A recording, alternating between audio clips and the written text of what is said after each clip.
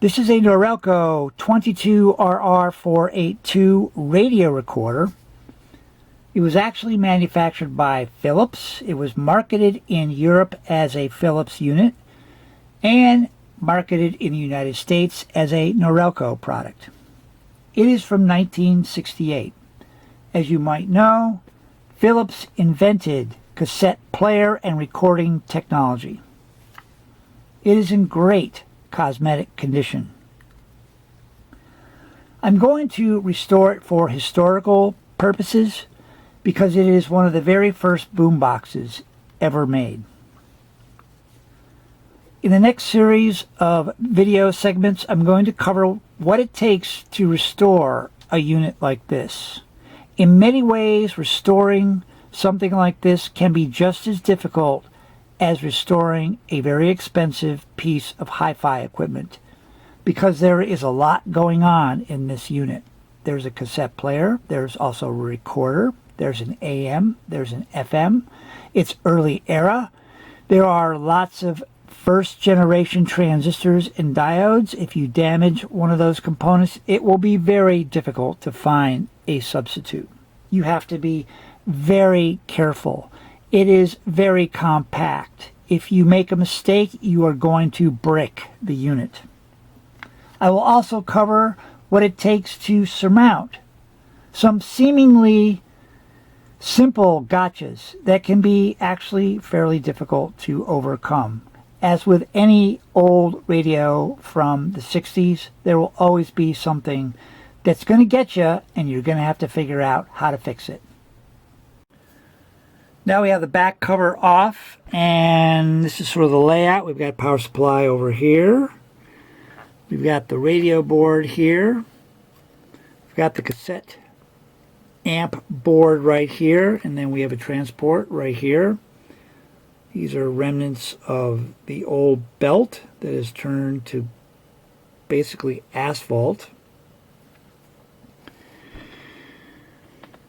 This switch right here going back and forth, that is the AM FM switch, and on this unit it is very noisy and somewhat intermittent. So we've got a switch on the underside right in here. I'm going to have to lift this board up to clean that switch. Another switch to be very careful about is the record switch right here. You've got a pin that goes into a nylon fork arrangement. Going to have to be very careful that that lines up if I do remove this board. I have not made a decision yet. First step really is to change the caps in the power supply, and since the AM FM switch is very noisy, I really do feel somewhat forced to get at this switch and clean it. The only way to do that is to lift the board up. May as well change the caps while I'm in there. There's a number of caps underneath here. You can kind of see them right there. There's a cap right there. There's another blue cap sort of down here. You can kind of barely see it right there. So I've got a lot of different connections to deal with here to get this board lifted up. I've got all these connections here. It's very important to document all these little connections. And document these connections here. Don't necessarily think I'm going to have to remove these. We'll see.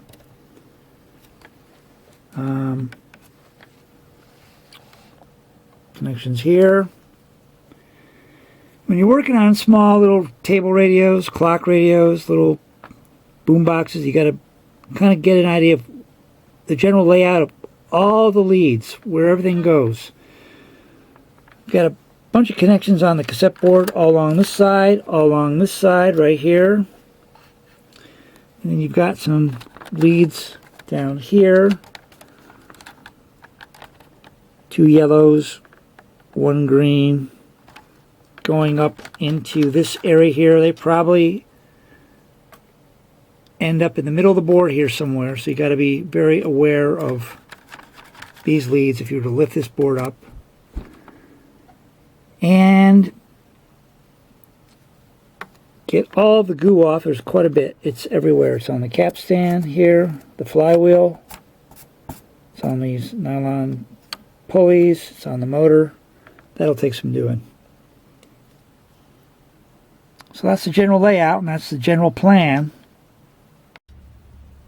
I replaced the caps in the first stage of the power supply. It's actually quite easy to replace these caps. All you need to do is unscrew this single screw, unsolder these 2 points here, and this board levers out. I replaced them with 105-degree Nichicon UPW caps, very high quality. The original 330 microfarad cap measures about 550. It is clearly out of value. The original 150 microfarad cap is absolutely dead. One of the initial problems with this unit is that when turning on the radio would fade in slowly. With this power supply cap replacement, the radio then turned on immediately. There are some more power supply caps in the cassette board in this area underneath. Getting these caps is quite a bit more involved. I've now been able to get the transport loose. There is a screw right here that you must undo. Right here. Down in there. And there's one in the front that holds the transport to the plastic plate that's just behind where you would put the cassette in. And then this slides out right here on a phenolic board, very handy.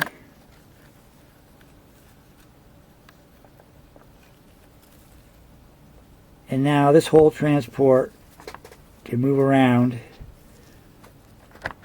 You can get a sense that that's moving around. I can probably get this lifted up just enough to get to these screws right here to change the belt. I cleaned a lot of the asphalt belt residue out of it already. It's pretty gooey, very gooey. So it's going well. Question remains how I'm really going to get to the other side of this board to replace the caps. I think I can just maybe fold this thing back a little bit. We'll see. I was able to fold the transport up and out of the unit pretty easily. You can see there's a yellow cap right there and one right there that I'd like to replace. There's some other caps that are more buried between the transport and the circuit board. We'll see about that. But at least I can now get to these screws to change the main belt and get the transport cleaned up. Okay, I've got the pulleys all cleaned up. All the old belt residue, which is basically just tar, is now off of all the pulleys. One thing that happened when the belt failed, it broke and the belt whipped underneath the motor pulley and stayed there for maybe decades. The belt in turn turned to tar underneath the motor pulley, so I had to get cotton string out, soak it in alcohol, and clean out underneath the motor pulley. I also oiled the motor pulley.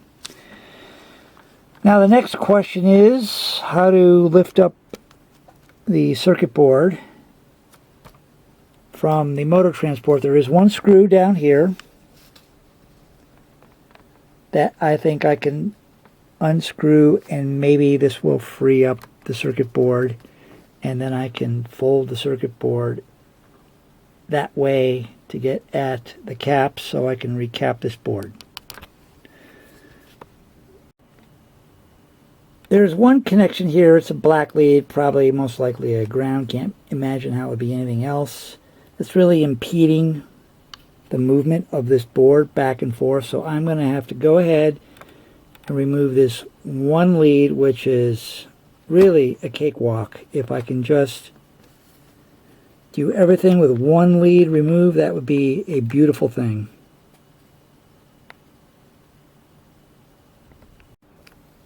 That earlier clip where I showed you that screw, well, the removal of that screw definitely now allows me to fold the PCB board up.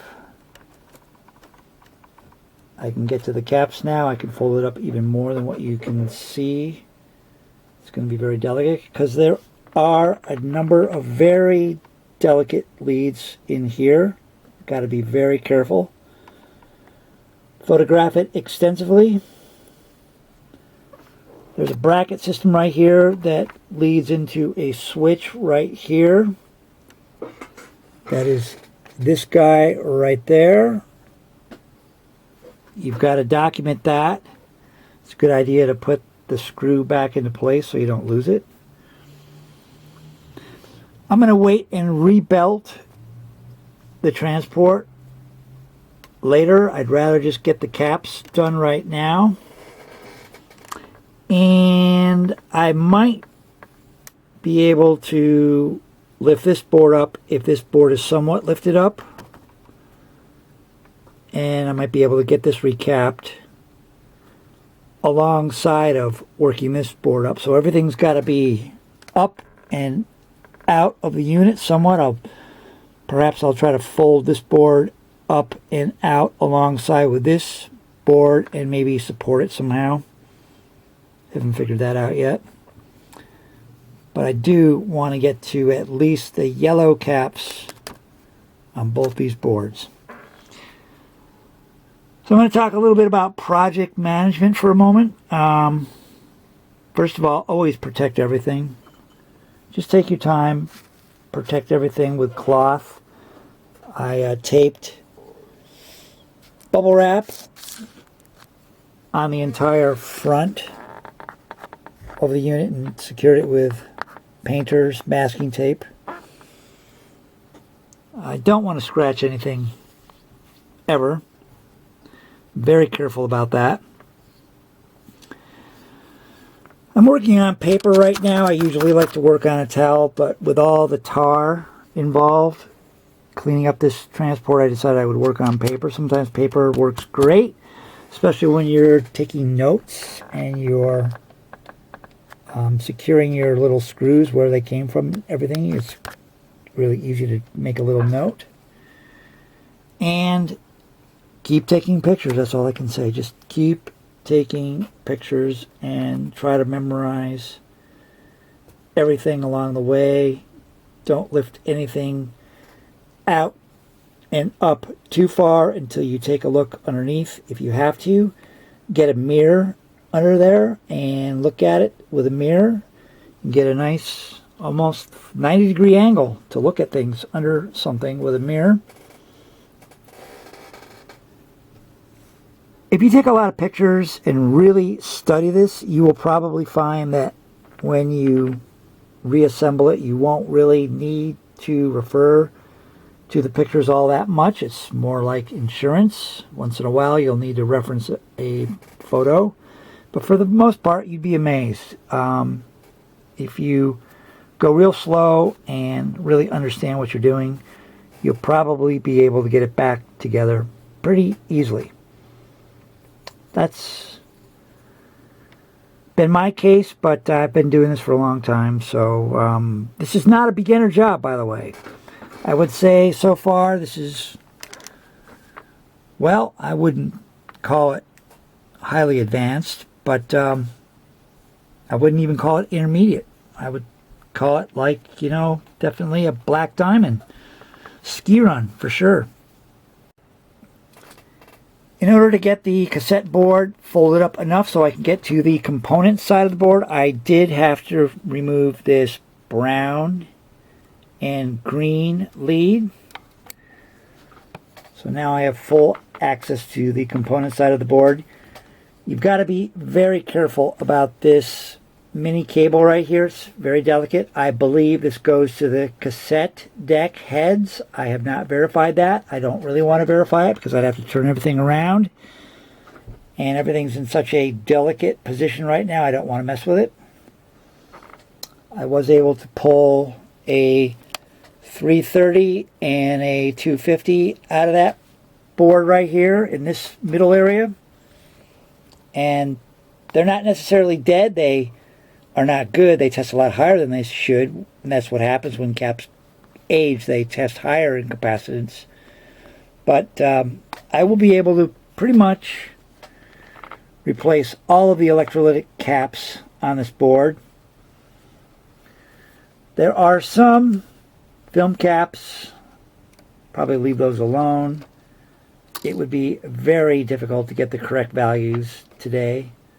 I mean, in the day, these were like 50 volts. You know, like 0.01 at 50 volts. Well, it's really hard to get those, especially with the lead space being so tight. But we're on our way. Here we have the cassette board completely recapped. On this entire board there were 15 total caps. As you can see, electrolytic, electrolytic, electrolytic, electrolytic, etc. over here. Some pretty unusual sizes. Some of them were 6.4 microfarads. I simply went up to 10 microfarads. There were some 1.6 microfarad caps. I went to 1.5 microfarads. Used all really high quality caps. On the other side, there are caps on the other side of this shield wall right here. And they are harder to get to because you can't quite lift the board up as much as you would like to, but fortunately they're on the edge.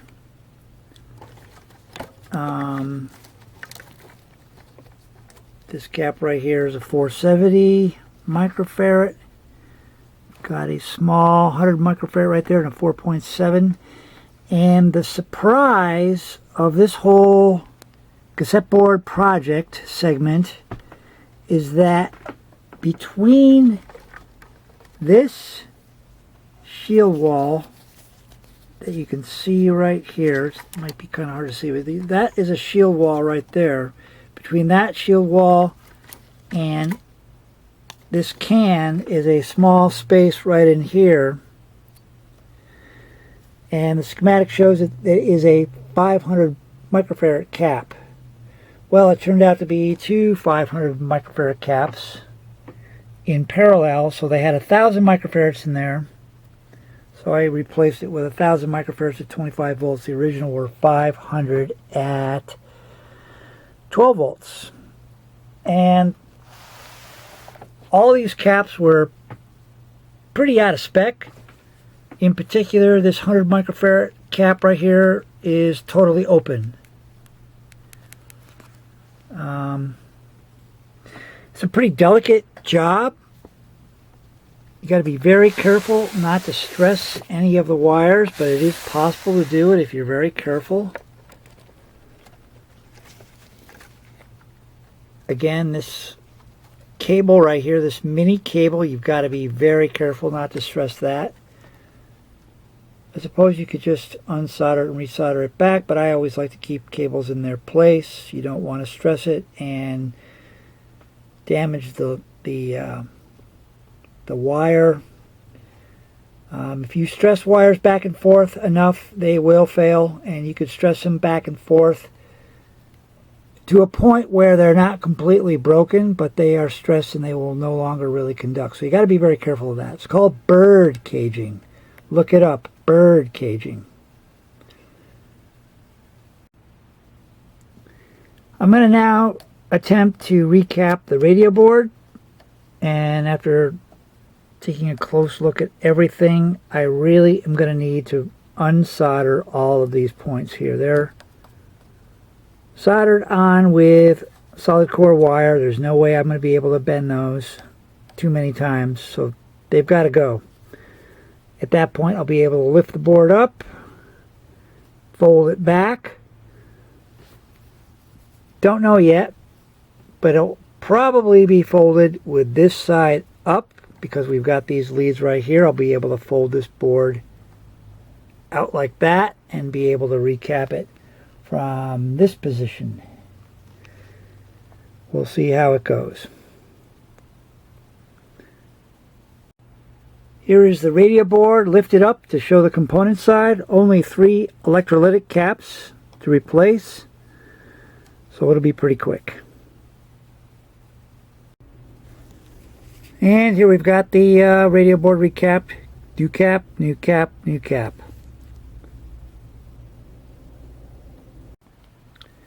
When I got the unit all back together again, I discovered this little piece here that fell out on my table right here. Again, it's a really good idea to have a white towel, something that parts will not roll off of, and something that has a white background so you can see a object that drops out, even if it's a little silver object.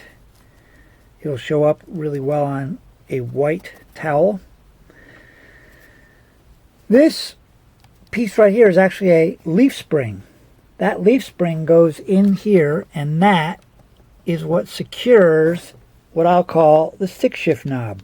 The stick shift knob brings the transport down for play. It goes left and right for rewind and fast forward. So this stick shift knob goes in like so. But to secure this lever inside this bracket system, they put a leaf spring in there. In other words, the leaf spring sort of goes in here and seats in these little notches. The reason why it fell out, well, all they did was glue it in with some black tar-like substance glue, and it was never going to last that long. It's just another one of those, well, we could have done a better job designing this thing, but we got to figure out how to get these things out of the factory. Just glue it in place. It'll last for a while. Well, fast forward, didn't last. So I'm going to try to solder it in place, and you can really only solder either in the front or the rear because the leaf spring has to flex up and down. If you don't allow the leaf spring to flex up and down, it will never work. This leaf spring has got a little protrusion on it, and the protrusion seats in this hole. That's how it locks into place. So I've cleaned this area up. I am going to try to get a little solder point in here. I'm going to get some solder on this piece right here. This is spring steel. I should be able to solder it if I clean it up, maybe even abrade it a little bit with some sandpaper. I've already run a test on this type of metal here elsewhere in the unit, and it does take solder, so we'll see how it goes.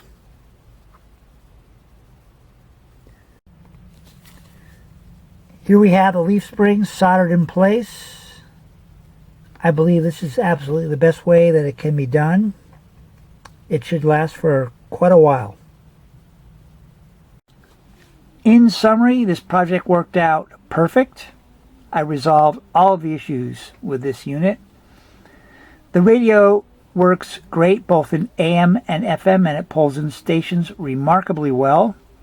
The cassette player works very well. It records very well. In fact, the recordings sound very close to the original broadcast. I discussed how to restore your typical old 1960s radio, how to recap the circuit boards, how to very carefully lift the circuit boards up and get at the components. I gave you hints on how to not make mistakes, sort of the caveats, the warnings of working on something this old. Not only is this a video clip series of this particular unit, but it will give you ideas for other radios. And of course, as always, there's always some hurdle that will pop up that you're going to have to overcome. In this case, it happened when the unit was all back together and I had to figure out a way to adhere the leaf spring to keep the cassette shift knob from falling out. Thank you very much for watching. Here is the radio recording function of this unit.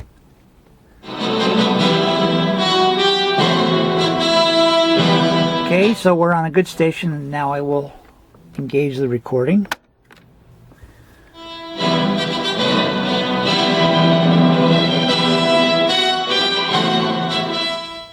The volume control is not a recording level control, so you don't need to worry about that.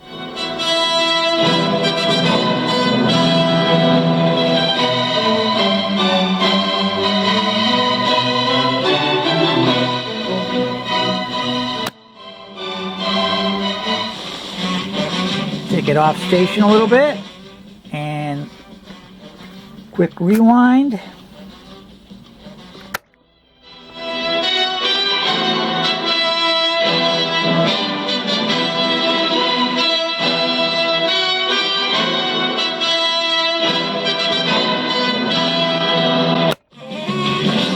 I would say that sounds very close to the original broadcast.